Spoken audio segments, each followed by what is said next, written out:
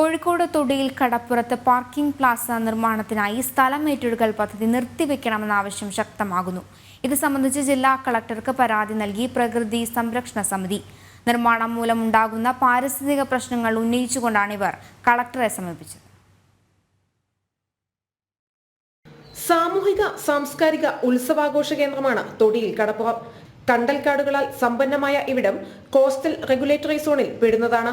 പ്രദേശവാസികളുടെ ജീവിത സാഹചര്യം തകർക്കുന്ന നിർമ്മാണ പദ്ധതികൾ ഉണ്ടാവരുതെന്ന് പ്രകൃതി സംരക്ഷണ വേദി ജില്ലാ കൺവീനർ സുബീഷ് ഇല്ലത്ത് ആവശ്യപ്പെട്ടു. പദ്ധതി യാഥാർത്ഥ്യമായാൽ ആവാസ വ്യവസ്ഥയ്ക്ക് ദോഷകരമാണെന്നാണ് ആരോപണം. ആചാരപരമായും വിശ്വാസപരമായും ആധ്യാത്മികപരമായും ചരിത്രപരമായും ഒക്കെ വളരെ പ്രാധാന്യമുള്ള ഈ തൊടിയിൽ കടപ്പുറത്ത് പാർക്കിംഗ് പ്ലാസ കൊണ്ടുവരുന്നത് വളരെ ദുരൂഹമായ സാഹചര്യത്തിലാണ്. ധാരാളം കടപ്പുറം ഇതിന് വേറെ സ്ഥലമുണ്ട്.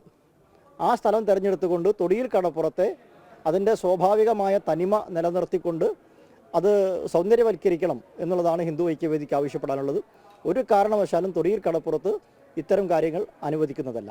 കടപ്പുറം മലിനമാക്കുന്നതും സാമ്പത്തിക ചിലവ് ഏറെയുമുള്ള പദ്ധതിക്കായി സാമ്പത്തിക ഭദ്രതാ പഠനം അനിവാര്യമാണെന്നും പ്രകൃതി സംരക്ഷണ വേദി ആവശ്യപ്പെട്ടു.